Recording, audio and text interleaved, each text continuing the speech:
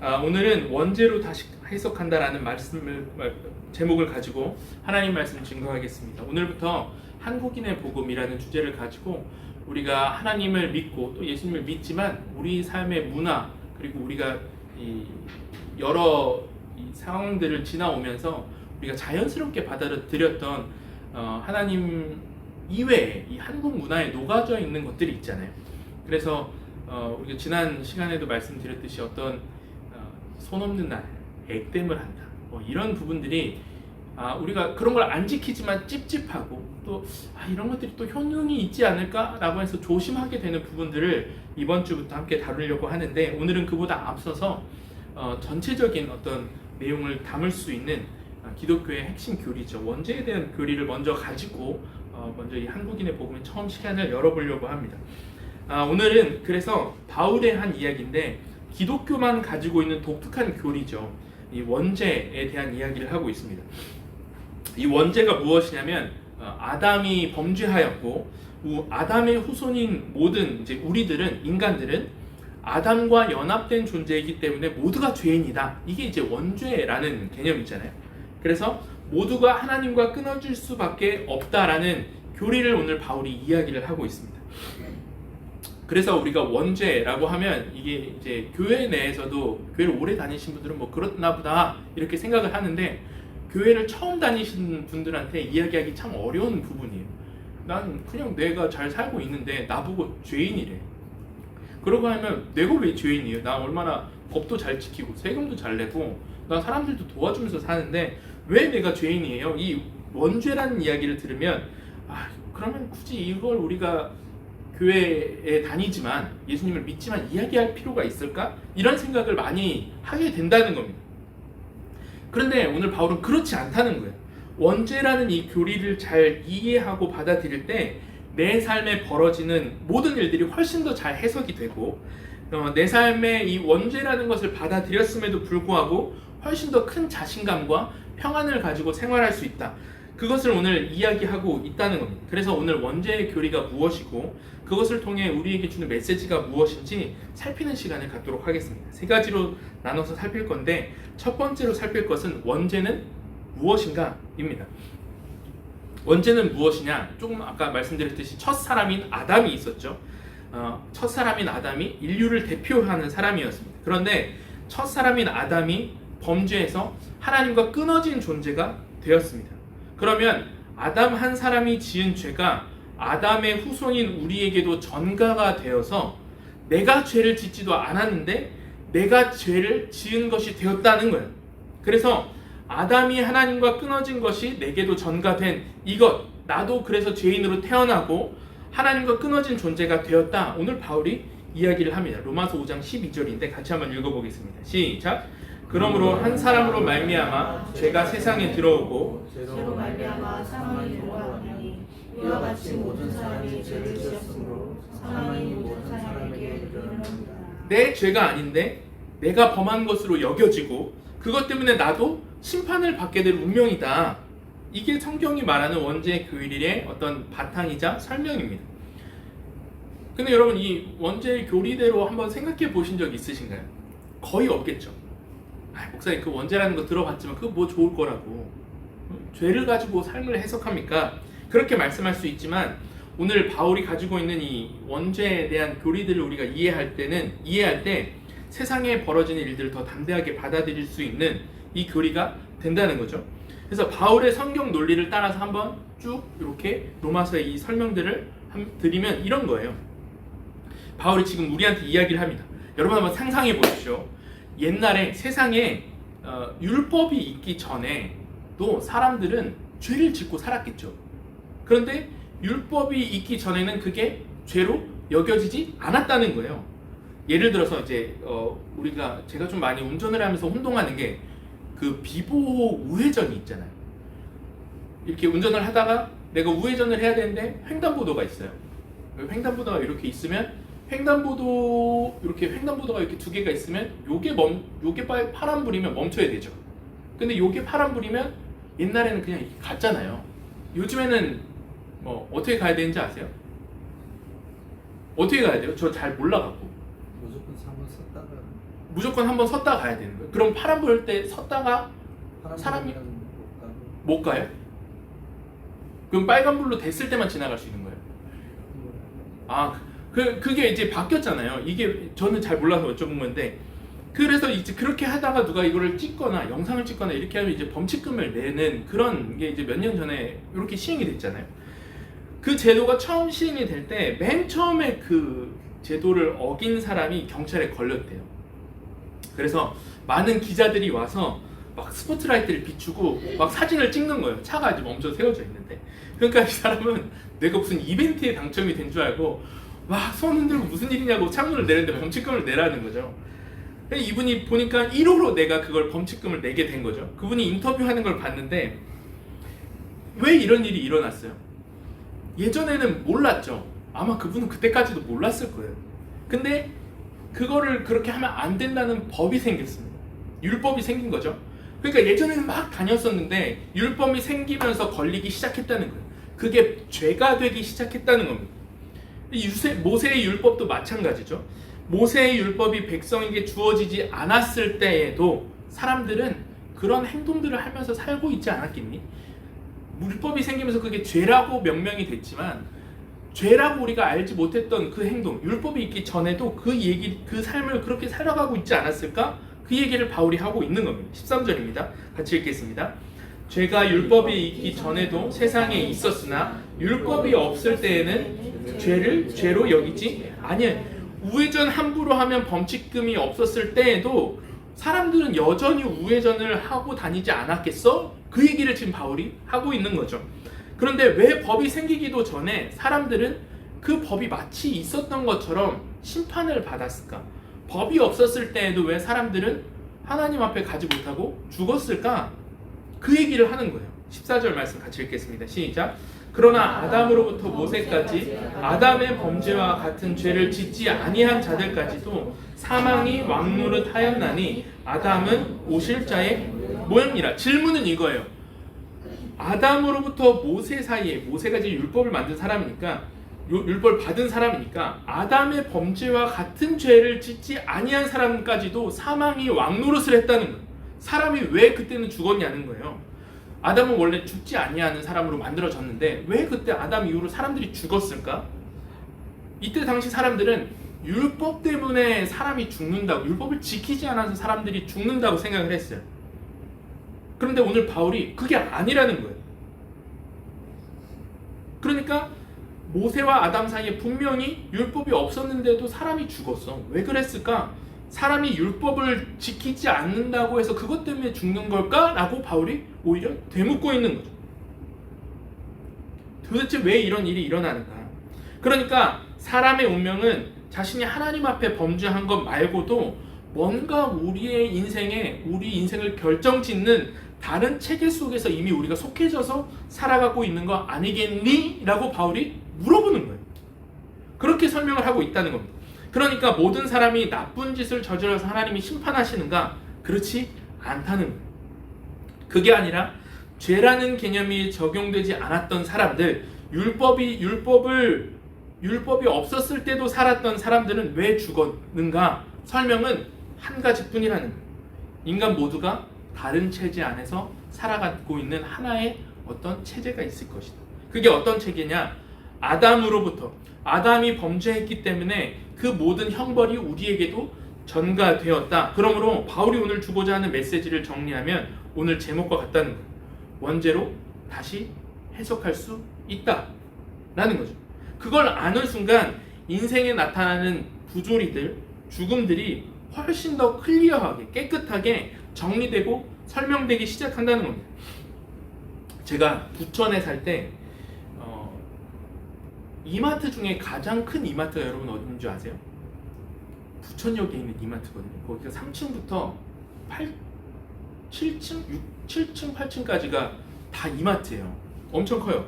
이마트를 종종 갔었는데 부천역의 역사 안에 있다 보니까 거기 역에서 내려서 이렇게 광장이 옆에 이렇게 크게 끼고 있어요. 남북으로 이렇게 나눠지는 광장이 있는데 정말 좀 재밌는 사람들을 목격을 했습니다. 제가 이제 이마트를 갔다가 걸어서 북광장 쪽으로 이제 내려가고 있는데 저 이렇게 양복을 입은 사람들하고 이렇게 이런 모임이죠. 나이대가 좀 상이한 분들이 모여서 동그랗게 이렇게 모여 있는 거예요. 뭐 하러 모였을까요? 거기 동그랗게 모였으면 뭐 때문에 모였을까요? 한주야 뭐 때문에 모였을 것 같아요? 원래 그런 사람들이 잘 안 모이잖아요. 그런데 어떤 것 때문에 모였을까? 저도 그걸 몰랐어요. 그래서 몰라갖고 뭐 하나 이렇게 봤는데 뭔가 핸드폰을 다 이렇게 보고 핸드폰을 보다가 이렇게 동그랗게 모여서 앉아 있는 거예요. 그래서 아, 전도하러 왔구나 이 사람들이. 저희 목사 이제 전도사 목사였으니까 아, 그래서 막 파이팅 막 이렇게 하고 이 사람들이 막 흩어지는 거예요. 그래서 아, 이거 어디 교회야? 이렇게 이런데 아직도 이렇게 담대하게 복음을 전하는 교회가 있구나 해서 이렇게 가서 보는데 사람들이 핸드폰을 다 이렇게 들고 다녀요. 뭐지? 이렇게 보니까 이 사람들이 교회에서 온 모임이 아니었던 거예요. 핸드폰을 제가 보니까 뭐였냐면 포켓몬고, 거기가 이제 포켓몬 스팟이었거든요. 그래서 막 그 포켓몬고 막 양복 입은 사람도 있었고 뭐 별의별 사람들이 많았어요. 막 배낭 메고 온 사람도 있었고 초등학생도 있었고. 그래서 이 사람들이 모여서 저는 그걸 보면서 아, 이거 교회에서 나왔나 보다. 이 제가 가지고 있었던 생각이죠. 근데 그 사람들은 어떤 사람이었어요? 포켓몬 동아리였던 거예요. 포켓몬 어떤 모임. 여러분 보세요. 저에게 잘못된 설명의 방식이 있었어요. 딱 보니까 저 교회구만. 어디 교회에서 나왔구만. 저 양복 입은 사람이 뭐 전도사나 목사쯤 되겠구만. 이렇게 생각하고 봤다니까요. 근데 설명이 안 되는 부분이 있었죠. 그게 뭐였죠? 이분들이 핸드폰을 들고 다닌다는 거 있잖아요. 그걸 가서 볼 때 아, 이게 포켓몬고구나. 이 포켓몬고라는 게 보니까 모든 게 클리어하게 설명이 되는 거죠. 내가 잘못된 설명의 방식을 가지고 있으면 내 삶에 이해되지 않는 모습들이 보이기 시작합니다. 사람들이 얘기를 해요. 고진감래래요. 인생은 고진감래야. 열심히 참고 열심히 고생하다 보면 끝에 낙이 온대요. 그걸 믿고 살았습니다. 그래서 열심히 고생만 했다고요. 근데 나중에 내 인생이 지금 이제 나이가 들어서 보니까 여전히 고생만 하고 있는 거예요. 고생 끝에 낙이 안 오고 여전히 나는 고생 가운데만 있습니다. 그럴 때 어떻게 할 거예요? 착한 사람은 복을 받는데 그거 믿고 살았습니다. 나는 나름 선하게 살았어요. 근데 복이 안 와요. 여전히 나는 바보 같고 호구 같고 사람들이 보기에 멍청한 사람처럼 비춰져요. 그럼 그럴 때 어떻게 하냐는, 그럴 때 다른 설명의 방식을 만나는 게 훨씬 더 낫다는 겁니다. 그러면 하나님께서 우리를 어디에서 만나주시고 우리를 어디에서 더 확장되게 하시는가? 오늘 적용인데 설명이 안 되는 거예요.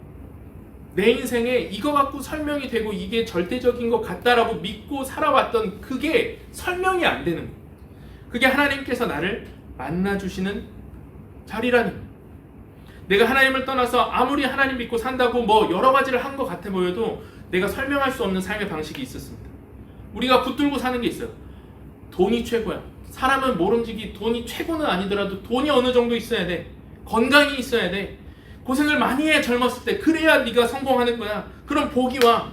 나쁜 짓 하는 거 아니야. 나쁜 짓 안 하고 도덕적으로 착하게 살면 인생에 반드시 기회가 올 거야. 뭐 다 그런 줄 알고 살았어요. 그런데 그렇지 않은 예외의 환경이 우리를 찾아올 때 어떻게 해야 되느냐? 이 책에 다른 삶의 방식들과 다른 체계가 있구나. 그것을 성경이 가르쳐주는 방식이 무엇인가? 원죄라는 거예요. 원죄가 무엇인가? 모든 사람이 범죄하고 자신의 선행이나 자신의 악행과 상관없이 모두가 죽을 운명이라는 거예요. 이렇게 설명을 해버린다는 겁니다. 사람들이 왜 죽습니까? 착한 사람들이 왜 죽어요? 그것밖에 설명할 길이 없어요.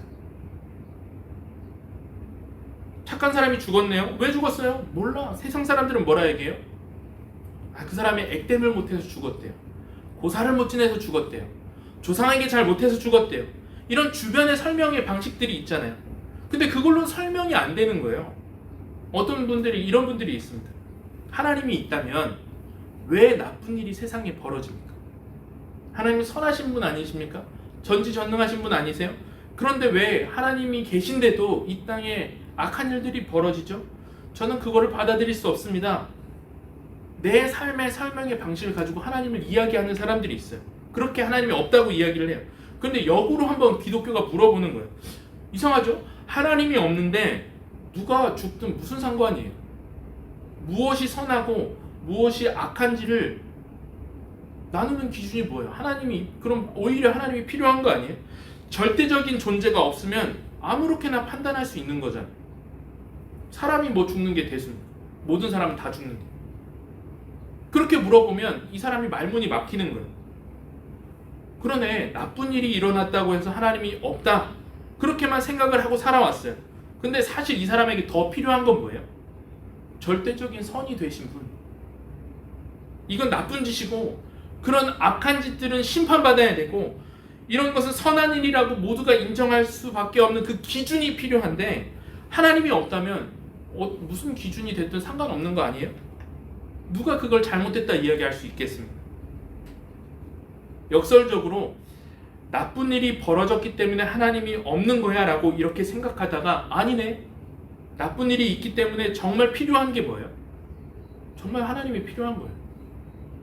그 모든 걸, 그 설명이 모든 걸 다시 돌아오게끔 하는 과정이 된다는 겁니다. 그러니까 사람들이 살아보니까 아닌 거죠. 이 악을 궁극적으로 심판할 존재가 필요하구나. 그러면서 다시 돌아오게 되었다는 겁니다. 그래서 시몬드 베이유라는 소설가가 이렇게 이야기를 했는데 같이 한번 읽어보겠습니다. 시작. 손전등을 사용할 때 그 장구를 보고 등의 흐름을 가늠한 것이 아니라 그 등이 얼마나 많은 것을 밝히는지를 보고 그 흐름을 가늠한다. 종교적인 혹은 더 일반적으로 말해 영적인 삶의 방식의 가치는 이 세상의 것들을 얼마나 많이 조명해 주는가에 따라 변화된다. 여러분 한번 생각해 보십시오. 하나님께서 내 삶에 어떻게 다가오시는가? 하나님은 내 인생에 내가 살아가는 방식으로 설명되지 않는 그 지점, 거기에 다가오시기를 원하신다는 거예요. 이상하다, 어떻게 이런 일이 벌어지는가? 라고 하는 그때 이것을 설명하고 붙들 수 있는 유일한 근거가 원죄. 그래, 그냥 사람은 일반적으로 개별적으로 행동하는 뭔가 있기 때문에 심판을 받는 것이 아니고, 인류 전체가 한 사람 아담으로부터 전가된 그 죄 때문에 멸망에 이를 수밖에 없다. 이것이 훨씬 더 나은 설명이 된다는 거예요. 그러니까 인생의 진리가 아닌 것은 늘 설명하지 못하는 부분들이 있다. 그리고 그 모든 설명의 가장 큰 한계를 뛰어넘는 교리가 무엇인가? 원죄라는 거예요. 우리는 모두 죽을 수밖에 없는 운명이 있다. 이것을 이해하고 받아들이는 그 순간부터 내가 살아가고 있는 이 세상이 더 명확하게 보인다. 이게 원죄의 이유, 처음에 시작이 된다라는 겁니다. 두 번째로 살펴볼 것은 원죄와 자신감인데, 그러면 다 죄를 지었고 내가 착하게 살던 착하지 않던 다 죽고 다 지옥 간다고 하면 그게 얼마나 무섭습니까? 자꾸 죄 얘기를 하니까 기독교의 문제라고 이야기를 하잖아요. 그런데 바울은 뭐라 그러냐? 원죄를 이해하면 이해할수록 더 자신에 대한 기쁨과 어떤 자신감이 넘쳐날 수 있다라는 거예요. 왜 그러냐? 우리가 근본적으로 이 아담의 체계 안에 있다는 게 명확해졌잖아요. 이게 문제라는 게 확실해졌잖아요. 그럼 이제 뭘 해결하면 돼요? 이 아담의 원죄의 문제를 해결하면 된다는 거죠. 아담의 저주를 끊어낼 수 있다면 오늘 우리가 다른 체계 속으로 들어갈 수 있다라는 게 명확해진다는 거예요. 그래서 그것을 보여주는데, 아담과 다른 한 사람, 두 번째 아담이자 마지막 아담이신 그분이 누구시죠? 예수님이라는 거예요. 그게 예수님이라는 거예요.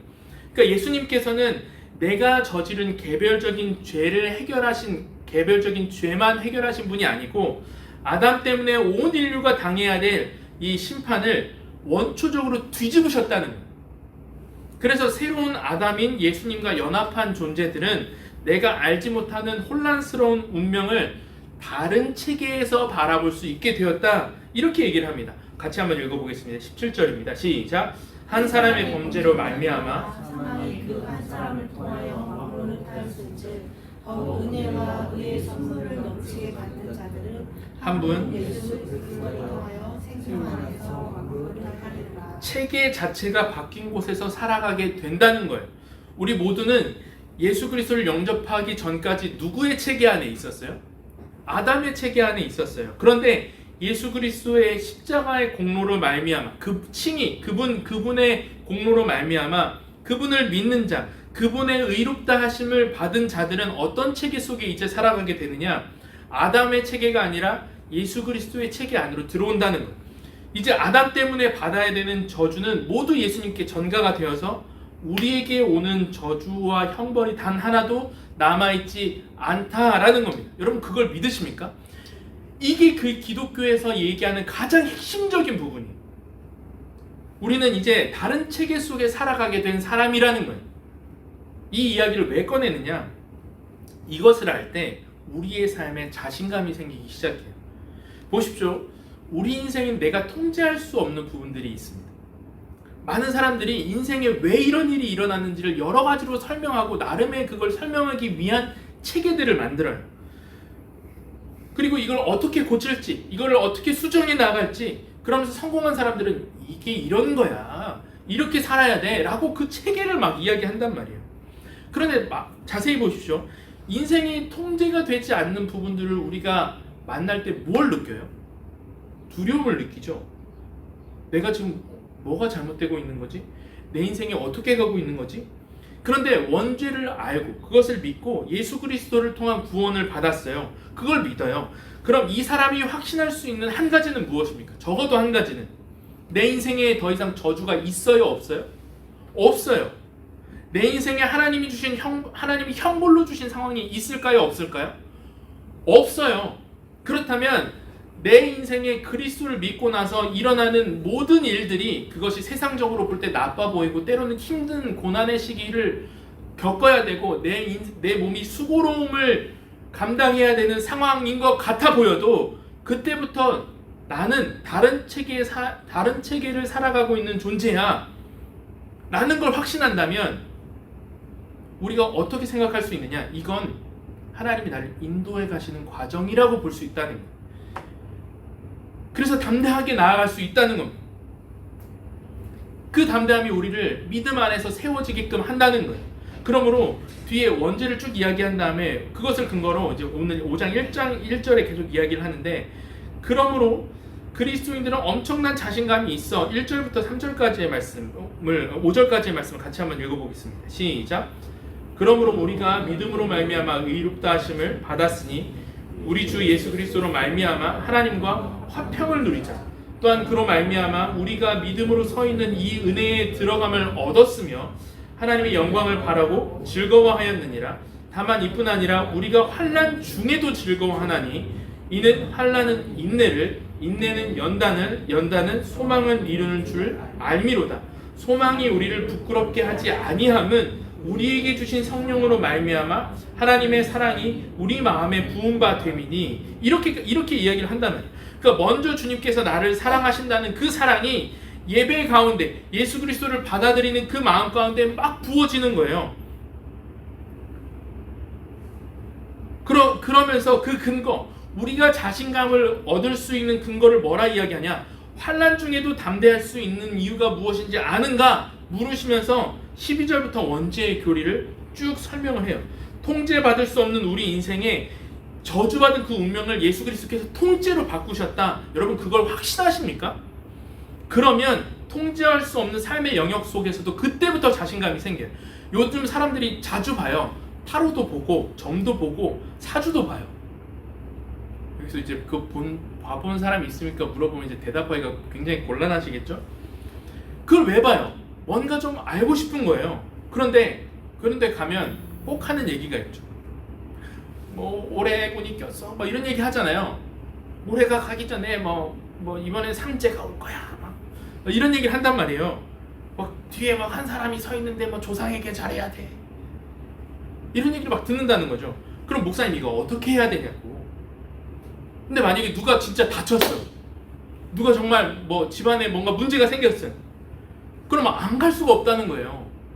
그래서 또 간대요. 또 돈을 줬대요. 뭐 이번에는 경영이 늦을 것 같아, 뭐 이런 거 막 얘기하잖아요. 여러분 그런 거 안 보셨어요? 저 옛날에 그 신학생 때 한번 그 타로 하는 게 어떤 건지 조사를 한번 가봤었거든요.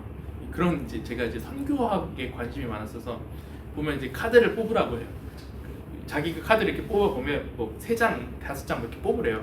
그걸 이렇게 뽑으면 카드에 나오는 그림 갖고 제가 뽑은 그림 갖고 설명을 해줘요.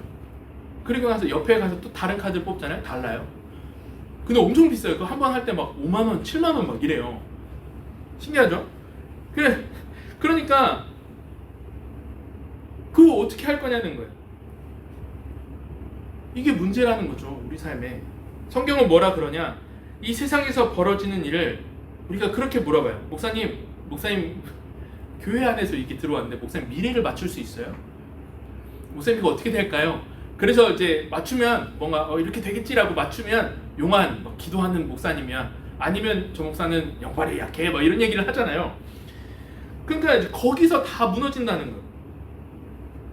여러분 한번 생각해 보세요. 타로점 어떤 그 사주를 보는 데서 알려줄 수 없는 거, 할 수 없는 게 무엇인지 아세요?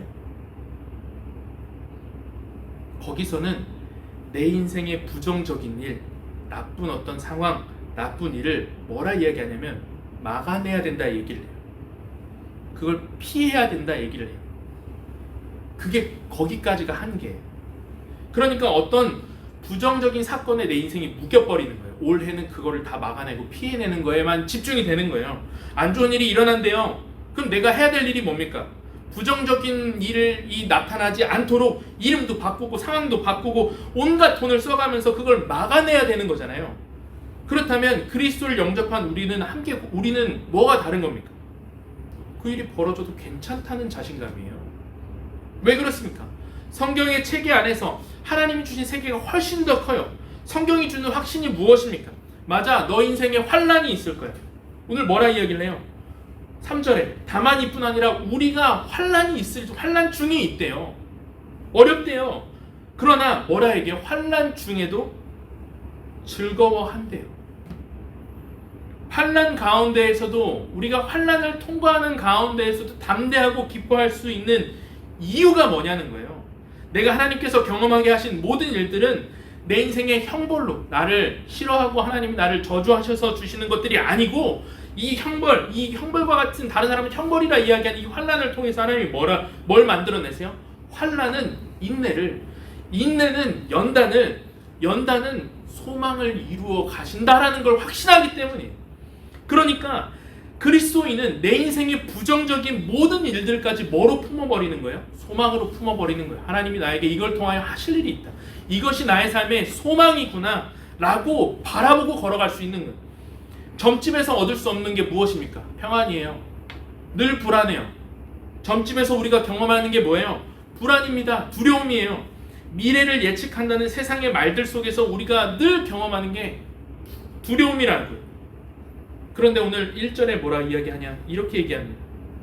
그리스도로 말미암아 하나님과 화평을 누리자. 화평이라고 하면 우리는 편안한 삶이라고 생각을 했어요. 그런데 다음 구절에 뭐라고 하냐? 환난 중에도 즐거워한다. 이게 신자가 가진 믿음이라는 거예요. 여러분, 여러분들이 믿고 있는 이 그리스도를 믿고 있는 것, 여러분들이 가지고 있는 믿음은 세상의 것과는 다른 것들입니다. 오늘 여러분들에게 제가 한번 말해볼게요. 점쟁이처럼 사주하는 사람처럼 여러분 내일 그 시험에서 떨어질 거예요. 그 사람과의 어떤 만남에서 잘 안 될 거예요. 내일 큰 교통사고가 날 것입니다. 가족들이 어려움을 겪을 거예요. 제가 일부러 그렇게 하는 게 아니라 일부러 하는 거예요. 여러분 그때 흔들리는 마음이 있잖아요. 왜 흔들려요? 원죄에 대한 교리를 알고 있지만 그걸 믿지 않기 때문에 이 해결의 방법에 대한 확신이 우리에게 아직 자리 잡지 않은 거예요. 인류의 운명이 뭐라고요? 내가 죄를 짓지 않아도 죽을 운명이었어.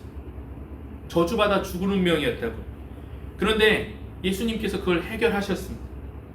예수 그리스도께서 속죄로 그분이 다 전가 가져가셔서 우리가 의롭다함을 받은 줄 여러분 확신하십니까? 여러분 이때는 아멘이 나와야 돼요. 확신하십니까? 아멘. 우리가 그리스도와 연합됐고 이 저주가 나에게 이 상황이 저주가 아니고 형벌이 아니라는 걸 여러분 믿으십니까? 그러면 여러분 우리가 담대할 수밖에 없어요. 이걸 G.K. 체스터튼이라는 사람이 아주 재미있게 이야기를 했는데 같이 한번 읽어볼게요. 신과 논리가의 사고방식이 다르다 이런 얘기를 했는데 같이 한번 읽어보겠습니다. 시작. 시인은 무한한 바다를 쉽게 떠나기 때문에 정신적으로 엉망하다. 이성은 무한한 바다를 건너가기 때문에 그 바다를 무한하게 만든다. 그래서 정신적으로 지쳐버린다. 시인은 천국 안으로 머리를 들이밀게 해달라고 할 뿐이다. 천국을 자기 머리에 집어넣으라는 사람을 물려다가 그래서 결국 깨지고 멋진 말이죠. 시인은 무한한 바다를 떠다닌대요. 그 파도에 떠다닌다고. 그런데 이성, 우리의 생각은 무한한 바다를 건너려고 하니까 힘든 거예요. 여러분 오늘 인생이 뭐예요? 바다를 건너가려고 하죠. 취업하려고 하죠. 자꾸 뭔가를 살아내려고 하죠. 저주 좀 막아보려고, 가난 좀 막아보려고, 이 외로움 좀 막아보려고, 인생의 안전과 환란을 없애고 안전과 성실과 돈으로 관계로 뭔가를 막아보려고 머리를 막 들이미니까 머리가 깨지는 거예요. 왜? 분명히 정치부에서 그렇게 얘기했거든요. 네 인생에 어려운 일이 생길 거라고. 그 바다를 건너가야 된다고. 여러분 원래 우리는 바다를 건너갈 수 없던 존재였다는 게 성경의 전제입니다. 그런데 성경이 보여주는 건 뭐냐? 바다를 떠다니래요. 이 풍성한 하나님의 사랑 가운데 내가 떠다니면 그때부터 명확해지는 거예요. 내일 무슨 사고가 날 것인지, 무슨 일이 벌어질 것인지 그게 그렇게 중요한 일이 되지 않아요. 그러므로 오늘 적용인데, 내 인생의 어떤 부분이 통제할 수 없다는 두려움과 불안으로 여러분 가득한 그 부분이 있습니까? 오늘 그거 적용해 봐야 돼요. 치료가 안 된다는 그 질병, 어디 알아보고 싶은데 돈으로도 안 되는 그 방법, 어떤 취업의 방법들, 어떤 가정의 문제 안에 나타나는 관계의 문제들, 이걸 다 건너가야 된다라고 이야기하는 세상 가운데 여러분 그렇지 않습니다. 그 가운데 하나님이 준비하시고 예비하신 소망이 있으신 줄 여러분 그걸 소망으로 붙드시면 좋겠어요. 그것이 여러분들 안에 하나의 확신으로 자리 잡았으면 좋겠습니다. 그래서 오늘 우리의 삶에 그 믿음으로 이 길을 걸어가고 소망이 우리에게 연결되어 있다라는 그 부분이 있는지를 확인하셔야 돼요.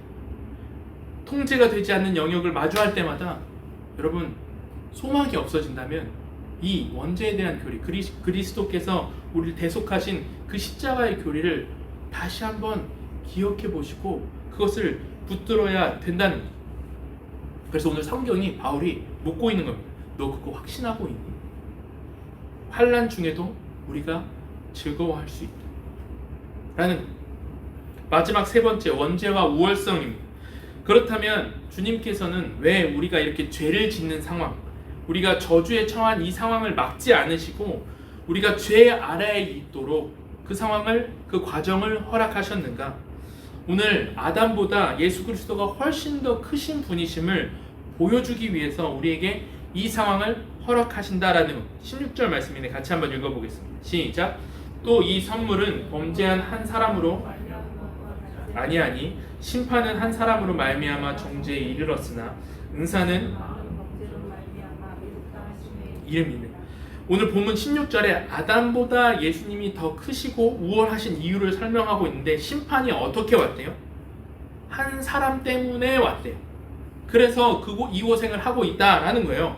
그런데 예수님의 위대함은 뭐냐? 아담 한 사람 때문에 한 일이 이렇게 벌어졌는데 예수님이 감당하신, 쓸어 모으셔서 담당하신 일은 하나의 범죄예요, 아니에요? 하나의 범죄가 아니라는 거예요. 아담 때문에 모든 사람이 죄에 빠졌고 모든 사람이 개별적으로도 죄를 짓기 시작했습니다. 그런데 그래서 많은 범죄가 일어나요. 계속 나쁜 일이 일어났어요. 그런데 많은 범죄로 말미암아 예수님이 하신 일이 무엇이냐면 많은 범죄를 구원하셨다는, 많은 범죄로부터 구원을 하셨다는 거예요. 이게 더 훨씬 크고 위대한 일이다라는 거예요. 이 아담의 범죄보다 예수님께서 주시는 은혜와 그 범죄를 무효화시키는 능력이 훨씬 더 크신 분이다. 그래서 오늘 로마서 5장을 읽으면서 계속 후반부로 나아가면서 나타나는 말이 뭐냐면 더욱이라는 단어예요. 너희들이 지금 원죄 아래에 있지, 범죄 아래에 있지. 그런데 주실 은혜가 더욱 크다, 훨씬 낫다. 비교급을 계속 사용합니다. 15절, 17절, 20절 같이 한번 읽어보겠습니다. 시작. 그러나 이 은사는 그 범죄와 같지 아니하니 곧 한 사람의 범죄를 인하여 많은 사람이 죽었은즉 더욱 하나님의 은혜와 또한 한 사람 예수 그리스도의 은혜로 말미암은 선물은 많은 사람에게 넘쳤느니라. 17절입니다. 더욱 은혜와 의의 선물을 넘치게 받은 자들은 20절 죄가 더한 곳에 은혜가 더욱 넘쳤다. 더욱 이것을 강조하고 있다는, 그러므로 적용입니다. 예수 그리스도의 은혜를 믿는 자가 그 은혜를 믿으면 우리 인생에 벌어지는 일들 속에서 가질 수 있는 강력한 확신이 무엇인가? 주님께서 이끄시는 나의 삶은 언제나 어떻게 우리를 이끌어 가신다는 거예요? 이전보다 나았게끔 더욱의 방법으로 우리를 인도하신다는 거예요. 이게 약속이에요. 이게 원죄의 교리가 주는 약속입니다. 아담보다 예수 그리스도의 은혜가 훨씬 낫다 깨달아지는 거예요. 마찬가지입니다. 바울이 강조하고 싶은 게 그거예요. 내가 그 아담 때문에 범죄하고 내 개별적으로 죄를 짓고 내 인생에 실패하고 환난 가운데 어떤 것도 할 수 없는 상황에 주님이 나에게 던져주신 것 같은 이 상황이 펼쳐지는 인생의 길은 어떻게 인도되느냐? 더욱 아담보다 더욱 죄가 넘친 곳에서 동일한 원리로 내 삶을 더 좋은 것으로, 더 우리가 상상하지 못했던 그 길로 더 인도해 가신다는 것. 이것보다 훨씬 더 좋은 것으로 우리 인도하실 것이다. 이전보다 더욱 나은 결과가 우리에게 있을 것이다. 그것이 주님께서 이 교리를 통해서 우리에게 주시는 약속이라는 겁니다. 여러분들의 삶을 한번 돌아보십시오. 여러분들의 삶이 이전보다 나아지셨습니까? 그렇죠. 그런데 왜 우리는 나아진 삶에도 왜 이렇게 힘들까요? 더 좋은 것을 주셨음에도 왜 우리는 여전히 우리의 삶을 보고 불평하고 어려움을 가지고 왜 그 문제를 여전히 떠안고 살아갈까요?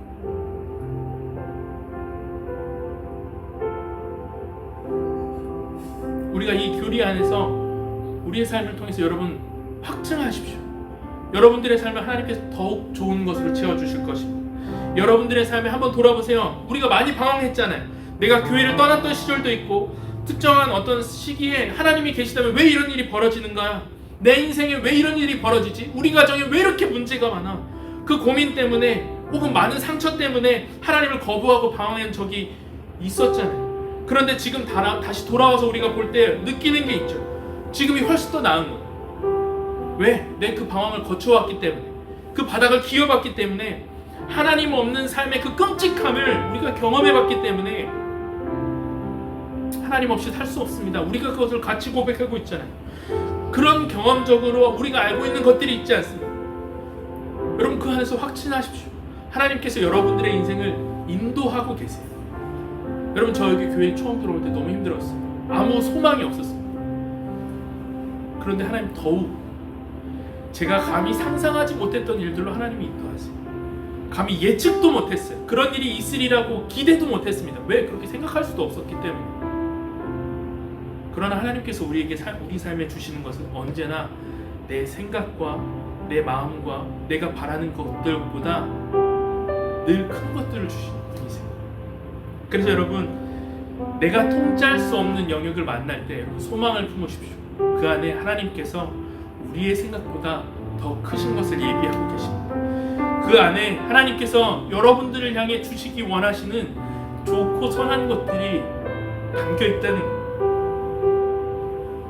그래서 여러분들 이 원죄의 교리 가운데에서 하나님께서 주시는 그 소망함을 가지고 환난 속에 우리가 아까 고백했듯 환난은 인내는 연단은 소망을, 여러분 이 소망 안에서 한 주간 살아가시면서 여러분들에게 주신 그 하나님의 일들과 열매들을 가득가득 인생에 채워가시는 저와 여러분들이 되기를 주님의 이름으로 축원합니다. 이 시간 우리 함께 자리에서 일어나셔서 내 안에 가장 귀한 것 함께 찬양하고 기도하겠습니다.